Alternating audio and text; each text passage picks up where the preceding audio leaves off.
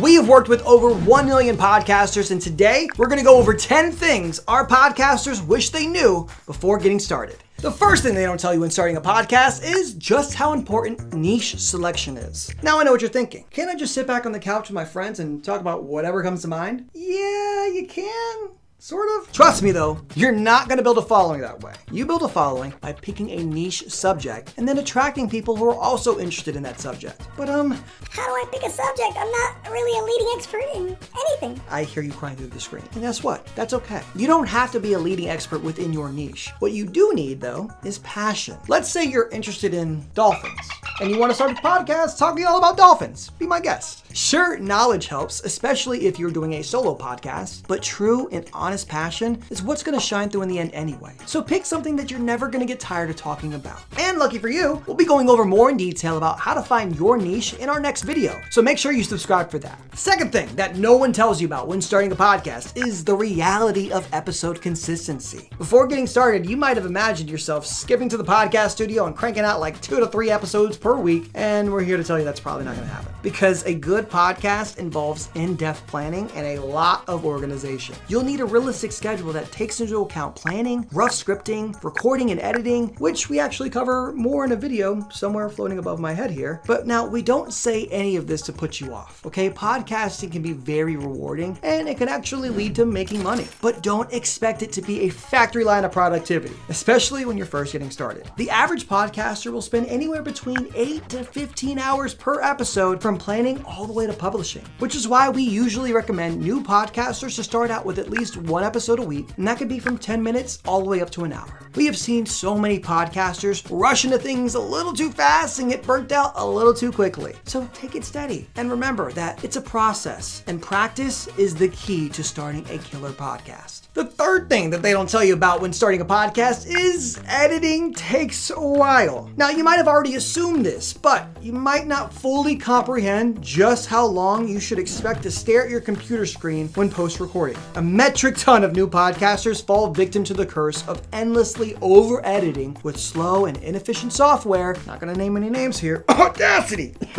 Something was in my throat there. And by the time these new podcasters are finished editing, they can't bear the thought of sitting down and doing it all over again. It happened to me, which is why we recommend using Podcastle. Hey, that's us. We won't go crazy into detail here as we already have a video on it, but let me just gush out for a second. The Podcastle platform allows you to seamlessly record and edit your episode with easy to use one-click AI tools. I mean, I'm talking AI noise reduction, auto leveling, and even visual enhancements. All of that, which is the click of a button. And our pro plan to access these great tools is currently 50% off in the link down below. So go out and get it. The next thing they don't tell you about starting a podcast might seem like a negative, but it's actually really a positive, depending on how you look at it. And that is audience growth takes time. Now, unless you're already a celebrity, what's up, Kevin Hart? I know you're watching. Thanks for tuning in. Your podcast isn't gonna explode overnight, which is great, because do you really want the world to see your first attempt at anything? It would be like diving into a pool at the Olympic finals, still wearing your floaties and competing next to Michael Phelps. Slow growth works better and it makes it so much more rewarding. This way, your audience continues to grow with you as you get better and better, and they're gonna cheer you on along the way. Besides, if your podcast is all about promoting and growing your business, even the first 10 viewers can make a world of difference to your bottom line. Just remember to focus on promoting your podcast on social media, inviting popular guests, or just by watching our video on growing your podcast link down below. Coming in at number 5 is how difficult it can be to make money from your podcasts, especially if you're doing it wrong. Many podcasters upload their first video, add a PayPal donation link, and then sit back, relax, and daydream of the Brinks truck backing up with that money. And they don't make a single cent. Why? Because they made the assumption that anything in this life is easy. You can't just extend your begging cup at the end of the video. You need to approach sponsors, relevant ones and local ones. And if you're not quite at the size for sponsors, then integrate a platform like Patreon and actually offer something to your loyal listeners. Think exclusive episodes, contests for merch, listener-only newsletters. Consider what your audience actually wants and make it worth their while for tuning in. And if you do it right, then you can see a great return on your your podcasting investment. And if you were to check out our video on monetizing a podcast, you'll be able to strut around town with your Monopoly monocle saying, "I passed go, where's my $200? Let's take a trip back to reality for just a moment. Because another thing that they don't tell you about podcasting is the cost, which on average can cost anywhere between $100 to $500 if you're working solo, and up to $5,000 if you got a production team. Yeah.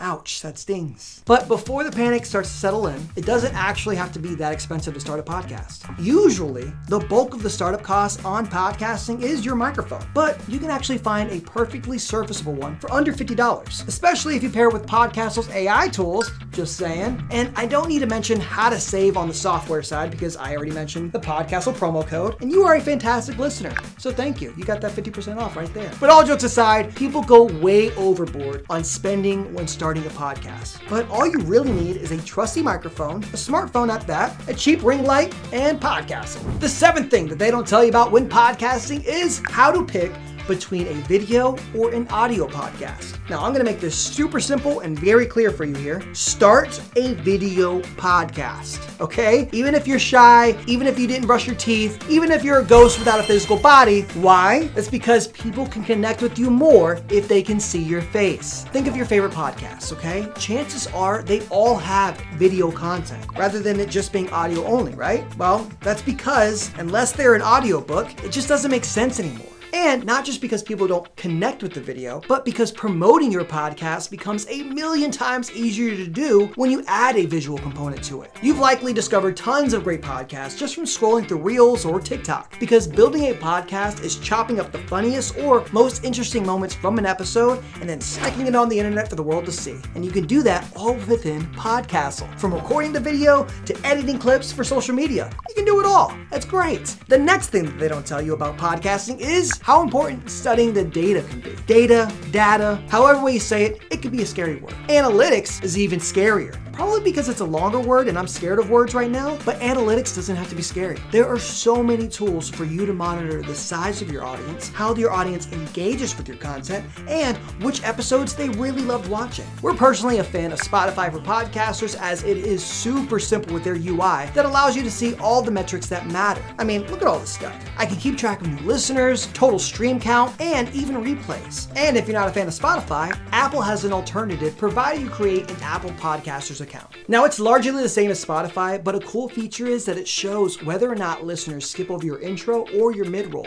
And if you notice this happening, then you can make changes and adjustments to future episodes, which is great if you're trying to maximize a sponsor's success and minimize annoying your audience. The second to last thing that podcast wizards don't tell us is how to pick your podcast host and publishing platforms. Now, if you're a little confused on what podcast hosting even is, don't worry. Literally everyone is when they first discover podcasting. Essentially, your hosting platform is your home base of your podcast, where you input all of your metadata and descriptions, and then publish to directories like Spotify and Apple Podcasts. Now, luckily for you, we have a video going over all of the major hosting platforms and how they work, including Podcastles. So make sure you check it out when you're done here. And finally, coming in at number 10 is how having guests on your show can be a complete game changer. Now, this can be very intimidating at first, especially if you're an introvert or just socially awkward, but think about it for just a second. What's better than talking to someone knowledgeable about something that you're very passionate about? Well, the answer is literally nothing. And it's actually the best thing in the world. And guess what? Your audience will think so too. As long as you're inviting guests that make sense. I've actually seen this firsthand where a smaller podcast blows up in views thanks to an influential guest being on the right episode talking about their niche subject. And with Podcastle, inviting a guest is as easy as sending them a link to join in for your virtual recording studio. And who knows, you might even make some friends. Thank you all so much for watching, and I will see you in the next one.